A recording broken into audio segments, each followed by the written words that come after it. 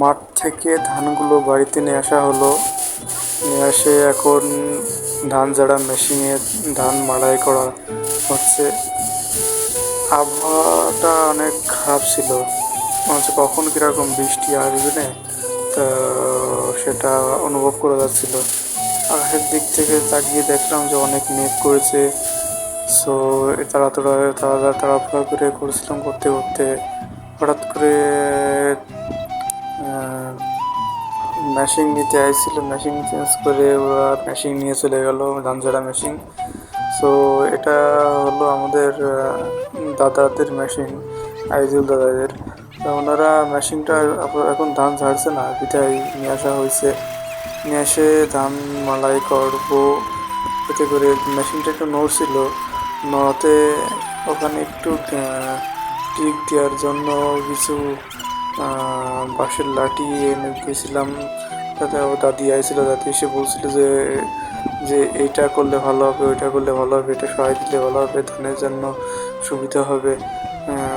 So আমার সেখানে দাঁড়াইছিল, দাঁড়ায় কি বলছিল ওটা সম্ভবত বলছিল যে মেশিন চলে নিয়ে গেছে।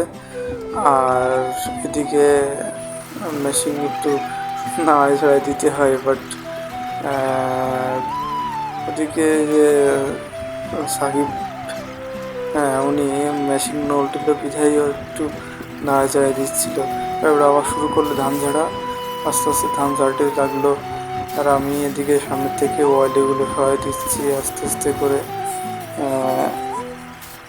তো আসলে আগেরকার দিনের ব্যাপারটা হলো যে পা দিয়ে মাড়াই করতে হতো, একটু দেরি হতো, পা দিয়ে একটু কষ্ট হতো।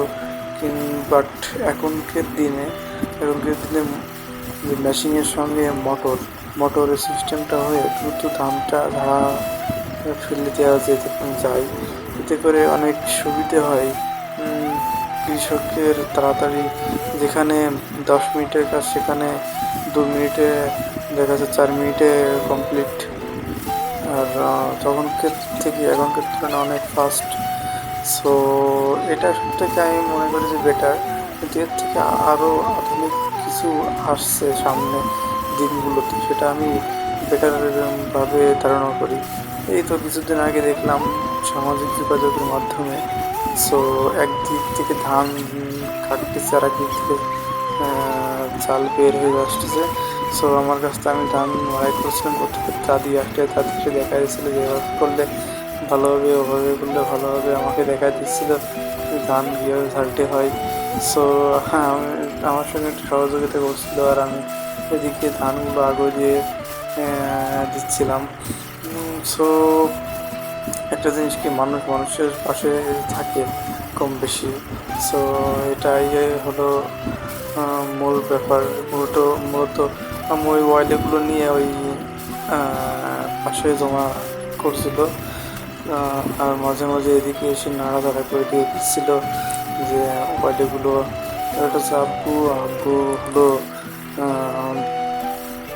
ধান তেমন একটা চালটি পারে না, ওনার ডায়াবেটিস বিধায় উনি বেশি কাজ করতে পারে না।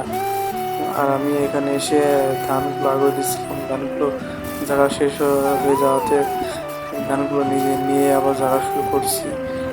কখন কেমন যে কারেন্ট যায় বা না যায়, এটা যেহেতু কারেন্টে চলে সেহেতু আমাদের তাড়াতাড়ি করতে হবে। আর আকাশের ভাবটা ভালো ঠেকছে না, বিধাই তাড়াতাড়ি করতে হচ্ছিল। একদিকে ধান দিতে দিতে হঠাৎ করে মেশিনের ভিতরের দিকে ধানটা চলে গেছিলো, আর হঠাৎ করে মেশিনটা বন্ধ করে দিয়েছিলাম। সো দেওয়ার পর ফলগুলো ছাড়াই ফেলছিল আব্বু, ছাড়াই দিয়ে জড়াই গেছিলো যেহেতু। তাই এবার আবার ঘুরানো শুরু করলে ঘুরে আবার আমি ধান ঝাড়তেছি। এতে করে অনেক ঝড়ও আসছিল, বাতাস বইছিল। তো তাড়াতাড়ি ঝাড়া হচ্ছিল। এভাবে ঝাড়তে আম্মু ওদিকে ঝাঁটা নিয়ে পয়লাগুলো পরিষ্কার করে দিচ্ছিল। আহ, আর আমি ধান ঝাড়ছিলাম। আমার পাশে ওটা আছে আমার ছোটো ভাই। আর হঠাৎ করে কারেন্ট চলে গেল, কারেন্ট চলে যাওয়াতে অনেক ক্ষতিগ্রস্ত হলাম, যেহেতু কারেন্ট না থাকাটাই বেটার। এটাই ছিল ভিডিও। আপনাদের ভালো লাগলে লাইক করুন, শেয়ার করুন, অবশ্যই সাবস্ক্রাইব করতে ভুলবেন না।